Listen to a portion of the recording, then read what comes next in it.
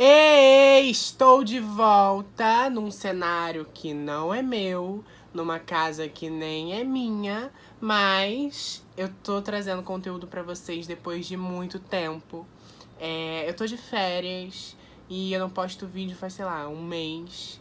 E eu precisava desse tempo, eu tava estudando pra caramba, então eu precisava relaxar.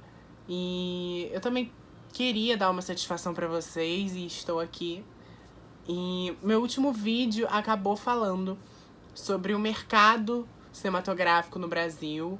E muita gente chegou pra mim e falou: cara, você falou sobre o mercado no Brasil, por que você não fala mais sobre o cinema brasileiro pra gente entender como o mercado que é o que tá acontecendo hoje se desenvolveu? Aí eu falei: beleza, é isso, então eu tô aqui pra isso. E uma coisa também que me pediram pra fazer é falar sobre minorias dentro do cinema, falar sobre mulheres, negros, LGBTs, enfim. Só que quem sou eu pra falar sobre essas pautas, né? Eu queria chamar outras pessoas que se encaixam dentro delas pra poder mostrar e dizer no lugar de fala delas como é que é isso tudo, entende? Então eu tô planejando coisas do tipo. Eu vou ver o que eu posso fazer e a gente vai desenvolver e destrinchar todos esses temas ao longo do tempo. Então tá, sem mais delongas, eu vou trazer um compilado da história do cinema nacional pra vocês. E eu espero que vocês gostem bastante. Já deixa o like, por favor, no começo do vídeo, que é tipo assim, como fala Jut, né?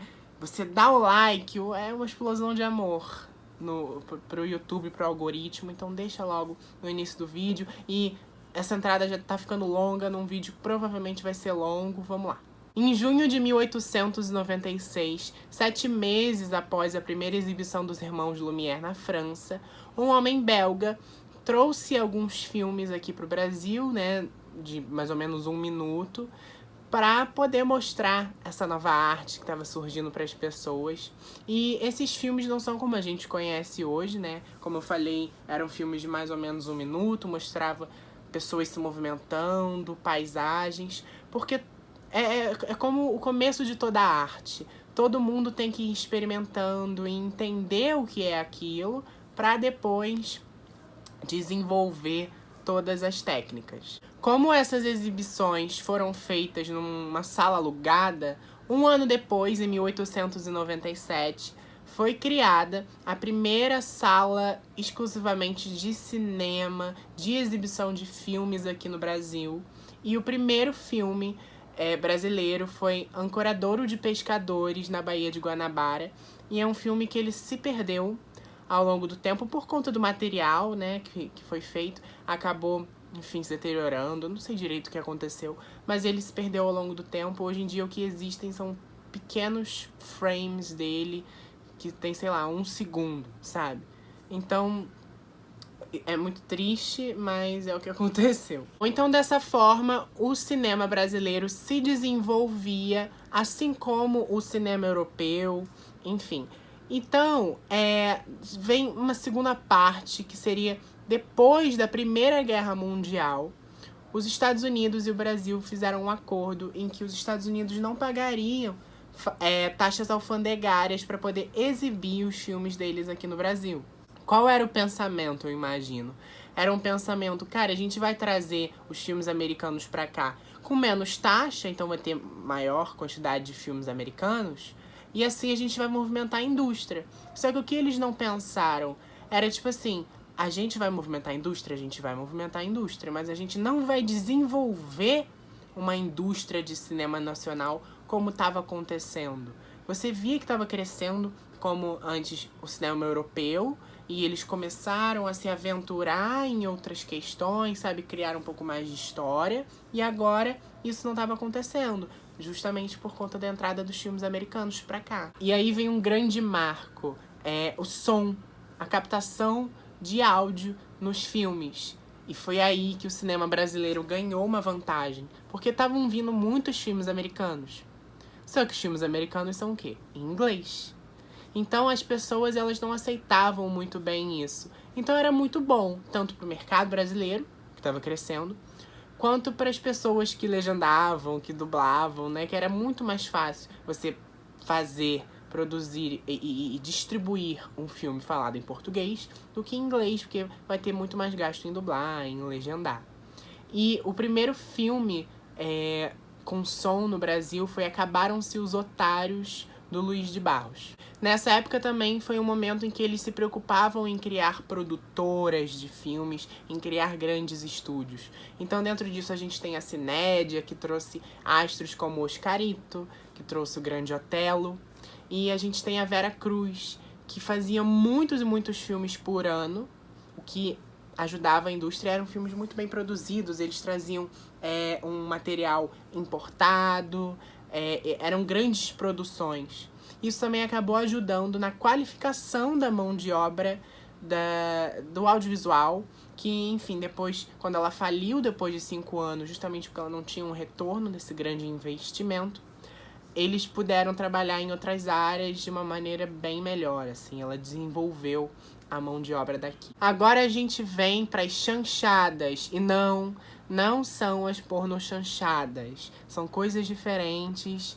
Depois vocês vão ver a pornochanchada, mas calma. Primeiro a gente vai em chanchada, que veio desde o meio dos anos 40 até o fim dos anos 50, mais ou menos. E antes de mais nada, vocês precisam saber. Gente, chanchada significa porcaria em espanhol. E vocês vão entender o porquê disso. Qual era o foco? O foco das chanchadas era não focar na parte artística ou na qualidade do filme, mas sim em ganhar dinheiro. Eles atraíam as pessoas pelos atores e não pela história, uma história boa, bem trabalhada. Não, era tipo assim, tem um ator tal que vai fazer sempre o mocinho, a atriz tal que vai fazer sempre a mocinha. Era a partir dali que eles chamavam esse público e tudo mais. Não tinha um bom trabalho, assim, eram filmes normalmente de baixa produção. Agora a gente vem para uma das partes que eu acho que é uma das mais estudadas dentro do cinema brasileiro, que é o cinema novo, que aconteceu dentre as décadas de 60 e 70, mais ou menos.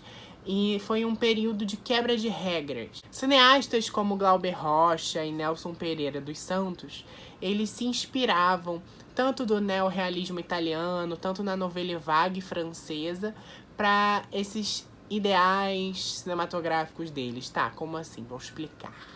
Da Nouvelle Vague, eles acabaram pegando essa coisa da quebra da narrativa clássica, e daí vem aquela ideia, aquele lema que no cinema novo existe, que é uma câmera na mão e uma ideia na cabeça. É meio que isso.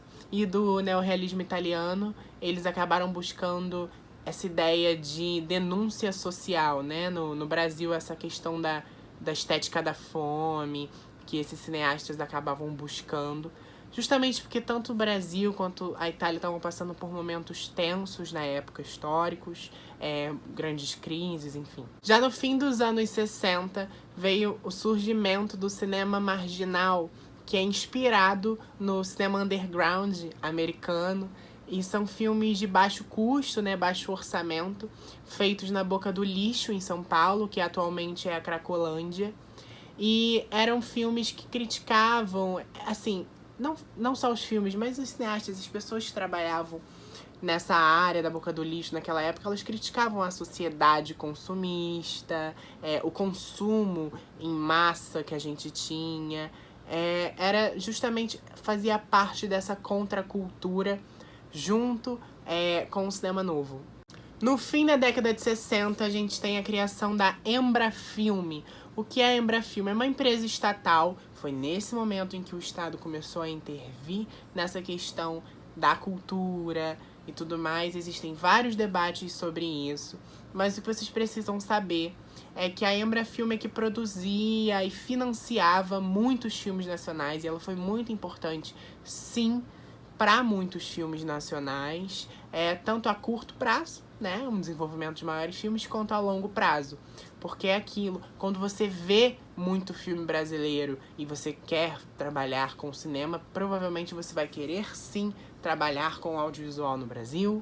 E quanto mais você assiste filme brasileiro, mais você está acostumado a assistir filme brasileiro, mais você vai buscar filme brasileiro.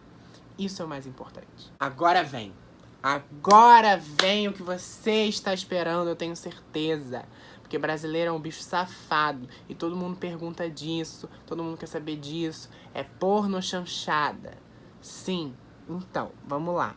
Porno chanchada é um estilo dos anos 70 no Brasil, é tipicamente brasileiro, que mistura a malícia do cinema carioca com o erotismo do cinema de São Paulo e um humor inspirado nas comédias italianas clássicas, e é um estilo bem único. Eram filmes de baixo orçamento também, era produzido também na boca do lixo, era grande sucesso das massas na época. A gente estava passando por um período de revolução e de mudanças. Você tinha manifestações querendo as pílulas anticoncepcionais, você tinha uma maior aceitação dos divórcios, por exemplo, das separações, né? Enfim.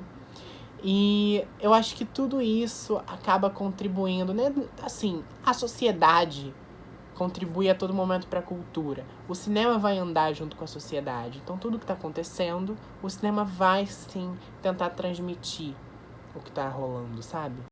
A pornochanchada ganhou espaço com a Lei da Reserva de Mercado, que foi feita pelo Getúlio Vargas, que obrigava os cinemas a passar filmes nacionais.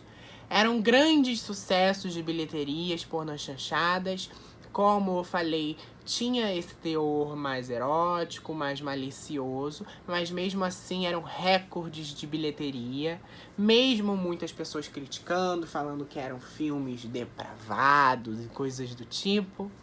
Normal, digníssima família brasileira, como sempre, por aí. Eu sei que, gente, existem muitos problemas em relação a isso. As pornochanchadas são uma cultura, sim, machista. Você vê uma grande exposição do corpo feminino, como se fosse um objeto. Você vê diversas questões, não é meu lugar de fala, até porque eu sou um homem, mas é legal a gente ver esses dois pontos. Foi muito importante, mas existem problemas. E existe problema também no seu fim, porque ela começou a decair com o início das pornografias hardcore, pornozão mesmo. Porque a pornochanchada, gente, não é pornô. Muitas cenas foram cortadas, muitas cenas foram censuradas para poderem ser exibidas. Já o pornô escrachado, pornô, é que acabou com ela. E o pornô, como a gente sabe, ele continua e contribui para essa cultura patriarcal que existe até hoje. Tá, agora a gente vai para um momento de crise. A famosa década perdida, os anos 80, foram um período muito problemático para o cinema nacional. Por quê? Porque a gente estava com uma dívida externa muito grande por conta do fim do milagre econômico.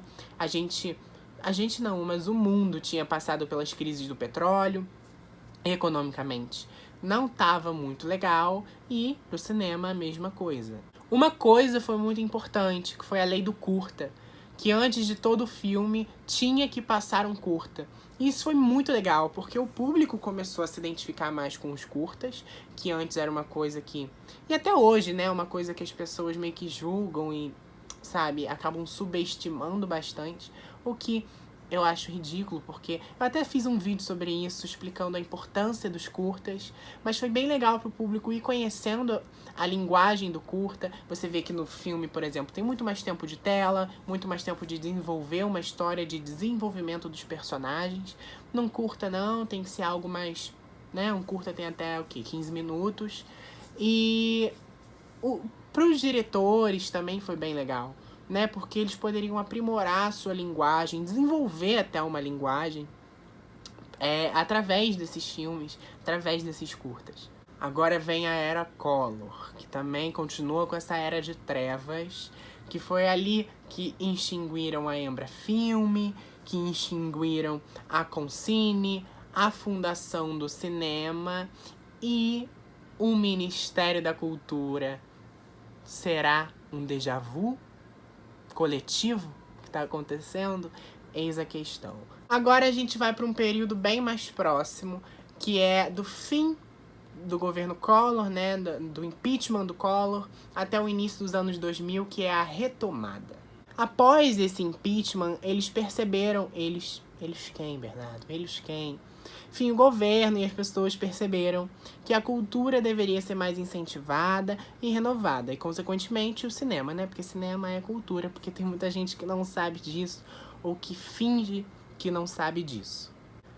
Nesse momento foi criada a Lei do Audiovisual, foi criada a Ancine, e o filme que mais marcou, eu acho, foi o filme da Carlota Joaquina, que foi, acho que foi o mais marcante por ter sido o primeiro da retomada, e foi a partir dele, a partir da retomada, que os filmes acabaram tendo uma produção maior, uma bilheteria maior. Os filmes acabaram sendo mais bem trabalhados, artisticamente falando, sabe? Tinha uma preocupação com angulação, com lente, com câmera, sabe? Não eram filmes feitos por serem filmes que vão atrair massas, sabe? Eram filmes muito mais bem trabalhados e desenvolvidos em questão de história, em questão de atores. Nesse momento também foi que a Globo, que antes dominava a televisão, ela criou a Globo Filmes e desenvolveu diversos filmes muito, muito conhecidos. A gente tem Tropa de Elite, Carandiru, Cidade de Deus, meu Deus, Cidade de Deus. Assistam todos esses filmes, pelo amor de Deus. E agora, a história ocorre. A gente vive a história, né? Então, assim, estamos passando pelo momento de pós-retomada. O que é isso? É a consolidação do mercado cinematográfico no Brasil. Você vê que ao longo dos anos, muitos filmes foram produzidos por ano. Muitos recordes de bilheteria, sabe? Muitos filmes com mais de 1 milhão de espectadores. O que é bem legal. O cinema nacional ainda é desvalorizado? Ainda é, mas a gente pode ver um progresso, sim. Como tá acontecendo tudo, a gente não sabe e a gente não pode, né, entender o que tá acontecendo. Só no futuro que a gente vai ver, vai olhar pra trás e vai falar, poxa, era isso que acontecia na época, por isso que tal coisa aconteceu, sabe? A gente tem como prever muitas coisas e muitas a gente também não tem como prever. Porque justamente é o que a gente está passando, enfim. Mas esse ano, no governo atual, também tiveram algumas mudanças. E, enfim, ainda estão sendo debatidas algumas mudanças nessa área cinematográfica, que aí seria para outro vídeo, outra ocasião, outra conversa. Eu também teria que pesquisar mais, porque eu confesso que eu não tô tão inteirado assim nisso. Enfim, gente. Esse foi o vídeo, eu espero que vocês tenham gostado. E, assim, qualquer dúvida pode deixar aqui nos comentários que eu vou responder. Me siga nas redes sociais, no Instagram, no Twitter. Curta, comenta, compartilhe o canal, divulgue. Uma pessoa que quer fazer cinema, uma pessoa que tá aqui fazendo conteúdo pra internet. É trabalhoso, mas vale a pena, é o que eu gosto. E, assim, se você não se comoveu com essa minha fala de agora, se inscreve por pena. Fala, coitado, a pessoa tá ali, fazendo vídeo pro canal, sabe? Querendo um reconhecimento, que alguém olhe e fale, caramba, esse menino vale ouro. Enfim, né? Sei lá, faz o que você quiser. Se quiser dar dislike, também dá dislike, que é engajamento da mesma forma, tá? E é isso, gente. Um beijo.